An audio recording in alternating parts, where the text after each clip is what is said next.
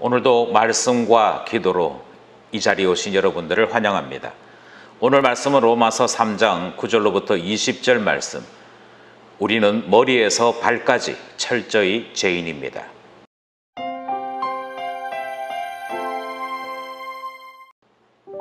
로마서 3장 9절로 20절 말씀. 그러면 어떠하냐? 우리는 나으냐? 결코 아니라. 유대인이나 헬라인이나 다 죄 아래 있다고 우리가 이미 선언하였느니라. 기록된 바 의인은 없나니 하나도 없으며 깨닫는 자도 없고 하나님을 찾는 자도 없고 다 치우쳐 함께 무익하게 되고 선을 행하는 자는 없나니 하나도 없도다. 그들의 목구멍은 열린 무덤이요 그 혀로는 속임을 일삼으며 그 입술에는 독사의 독이 있고 그 입에는 저주와 악독이 가득하고 그 발은 피 흘리는데 빠른지라. 파멸과 고생이 그 길에 있어 평강의 길을 알지 못하였고 그들의 눈앞에 하나님을 두려워함이 없느니라 함과 같으니라. 우리가 알거니와 무릇 율법이 말하는 바는 율법 아래 있는 자들에게 말하는 것이니 이는 모든 입을 막고 온 세상으로 하나님의 심판 아래 있게 하려 함이라. 그러므로 율법의 행위로 그 앞에 의롭다 하심을 얻을 육체가 없나니 율법으로는 죄를 깨달음이니라. 아멘.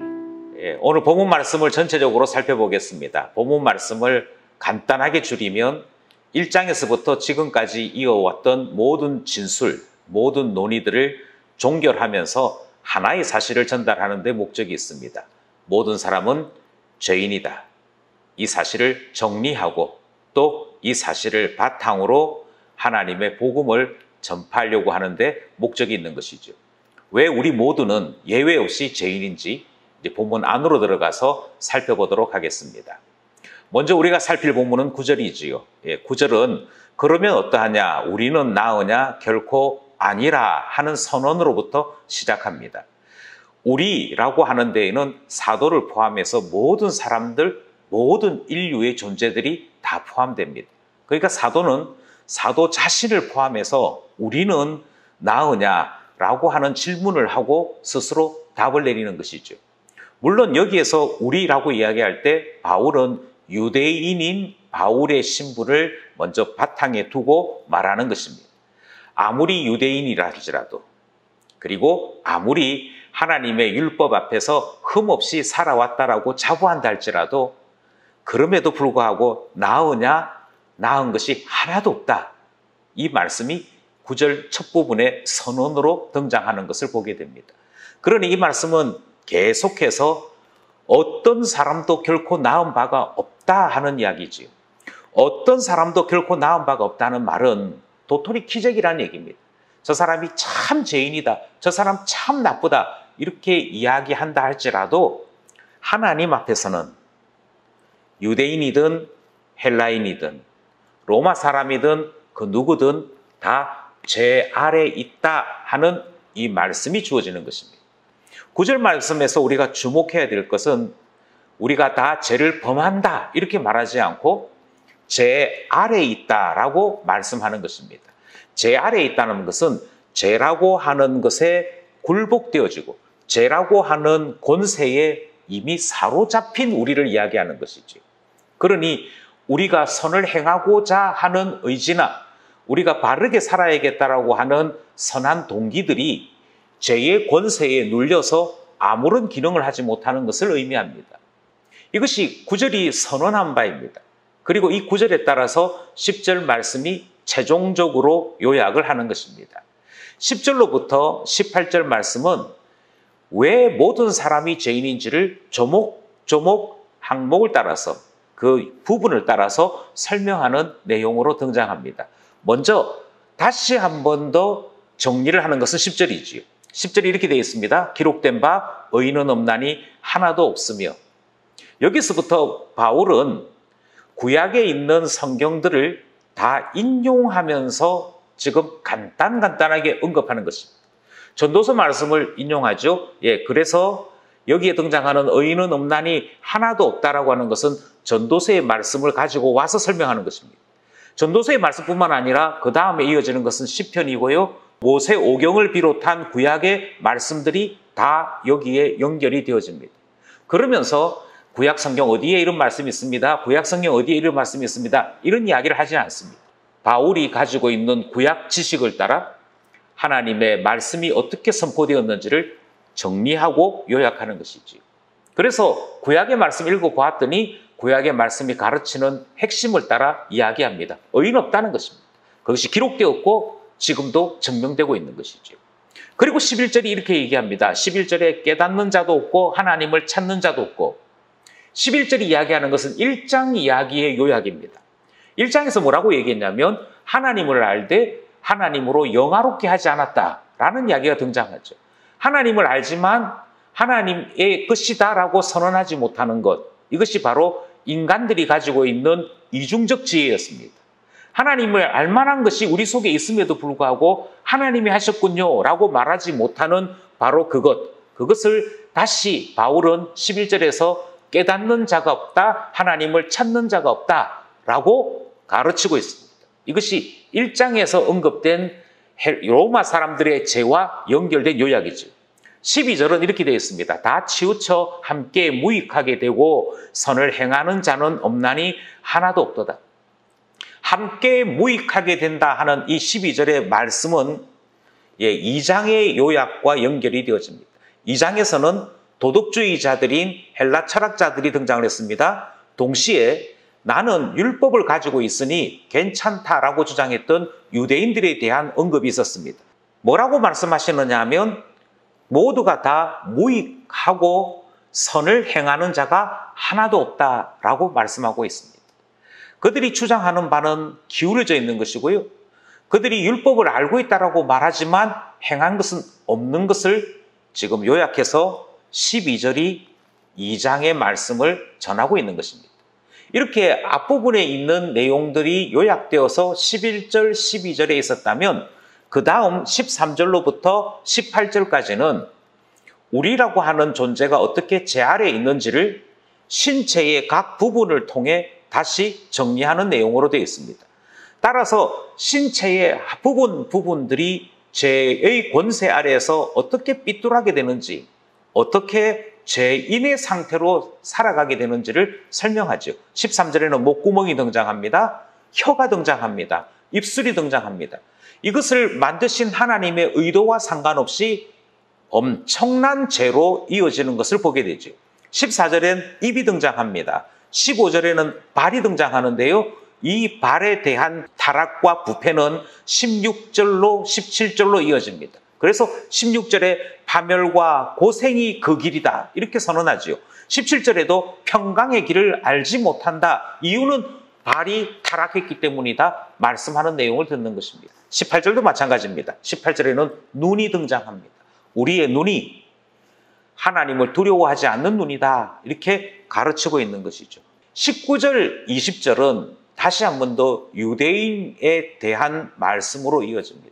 유대인들은 자꾸만 더 낫다고 이야기했거든요. 우리는 좀 더 낫다. 우리는 어떻게 이방인과 같이 심판받겠느냐 이 이야기를 했었고 유대인들의 이 이야기는 항상 우리가 율법을 가졌다라고 하는 자부심 속에 일어나는 것이었습니다. 그런데 19절, 20절은 뭐라고 얘기하냐면 무릇 율법이 말하는 바는 율법을 하나님이 왜 주셨느냐면 우리 모두가 다 율법 아래에 있고 보니 우리가 하나님의 심판 아래에 있는 것 분명하더라. 그것 가르쳐 주려고 율법이 생겨난 것이다 말씀하는 것이죠. 19절 우리가 알거니와 무릇 율법이 말하는 바는 율법 아래에 있는 자들에게 말하는 것이니 이는 모든 입을 막고 아무도 우리가 죄인이라고 하는 것에 대해서 변명조차 할 수 없도록 입을 댈 수 없도록 우리의 모든 입을 막는 것이 율법이 가진 기능입니다. 그러므로 율법을 제대로 만났다면 율법을 제대로 이해했다면 하나님의 심판 앞에 직접 연결되는 우리의 현실을 인정하게 되는 것이죠. 그게 율법을 제대로 이해한 것이라고 지금 바울은 설명하는 것입니다. 그리고 20절이 다시 한 번 더 율법에 대한 선언을 합니다. 그러므로 율법의 행위로 그의 앞에 의롭다 하심을 얻을 육체가 없다. 왜냐하면 율법으로는 죄를 깨닫기 때문입니다. 율법을 읽었습니다. 율법을 지키고자 했습니다. 그럼에도 불구하고 죄를 깨닫지 못하는 것은 율법을 잘못 알고 있는 것입니다. 율법을 지키려고 안 하는 것입니다. 율법을 정말 신실하게 지키려고 하면 할수록 죄인인 우리가 드러나게 되어 있거든요. 따라서 율법이 죄를 깨닫게 한다. 율법을 안다면 입을 다물게 된다. 율법으로는 하나님의 심판을 더욱 깨닫게 된다 하는 이 모든 이야기는 율법을 자랑했던 유대인들에게 자랑할 것 하나도 없다 하는 말씀이 되어지는 것입니다. 9절로부터 20절까지 이르는 이 모든 말씀은 계속 하나의 사실을 전달합니다. 의인 없다. 모든 사람들은 다 하나님의 심판을 두려워해야 된다. 그것이 인간이 지니고 있는 죄 아래 살고 있는 인간의 처참한 모습이다. 이 사실을 우리는 듣고 있는 것입니다. 이 말씀을 함께 나누는 동안에 무엇을 느끼시는지요? 저는 오늘 본문 말씀을 통해 세 가지를 함께 나누고 또 이 세 가지를 통해 기도하는 우리 되었으면 좋겠습니다. 제일 먼저 우리는 종종 차별하는 생각을 가지고 살아갑니다. 난 쟤보다는 나아. 그런데 로마서는 이렇게 얘기하죠. 우리가 나으냐? 나은 것 하나도 없다. 나은 것 하나도 없다라고 하는 이 말 속에 우리는 철저하게 죄인인 것이 드러나는 것이고 무능한 것이 드러나는 것이고 죄 아래에 있는 우리의 연약함이 다 드러나는 것입니다. 이것에서 우리는 나은 것이 없습니다. 그것을 인정해야 되지 않겠습니까? 주님 돌아보건대 자랑할 것이 없습니다. 두 번째로 오늘 본문이 죄 아래에 있는 무서움을 우리에게 가르치고 있습니다. 우리가 다 죄 아래에 있다. 죄의 권세 아래에 있다. 그게 얼마나 무서우냐면 깨닫지도 못하고 느끼지도 못하고 우리가 가지고 있는 모든 신체의 기관들을 가지고 살아간다 해도 결국 나오는 것은 독사의 독이요. 파멸의 길 외에는 만들어낼 줄 아는 것이, 할 줄 아는 것이 없다는 말씀 들었습니다. 죄는 그만큼 무섭습니다. 죄의 뿌리는 그만큼 깊습니다. 죄는 그만큼 위력적입니다. 우리는 이 사실을 하나님 앞에 고백하면서 주님 여전히 거듭났음에도 불구하고 죄의 쓴뿌리가 남겨져 있다. 거듭났음에도 불구하고 여전히 죄의 권세에 있던 습관이 남겨져 있는 우리를 돌아보게 하시고 거듭나게 하신 하나님의 능력을 다시 한 번 더 체험하고 그 능력을 의지하여 거듭난 삶을 살아갈 수 있도록 저희들에게 은혜 주십시오 기도하게 되는 것이죠. 죄의 권세는 무섭습니다. 그러나 하나님의 은혜는 더 강한 줄 알고 주님 앞에 납작 엎드려 은혜를 간구하는 우리 되어야겠습니다. 마지막 세 번째로 오늘 성경 말씀은 계속 하나의 메시지를 우리에게 줍니다. 우리는 의인이 아니다. 우리는 죄인이다. 죄인인 것을 깨닫게 해달라고 기도해야 되지 않겠습니까? 자꾸만 교만하려고 하잖아요. 자꾸만 괜찮은 척 생각하는 우리지 않습니까? 성경 말씀 그대로 죄인인 것을 깨닫게 해달라고 기도하여 하나님 앞에 언제나 은혜로만 살아가는 우리 되고자 하는 것입니다. 우리 안에 하나님의 놀라운 은혜의 권세들을 세우실 줄 믿습니다. 기도하며 오늘 하루도 하나님과 동행하는 우리 모두 되기를 원합니다.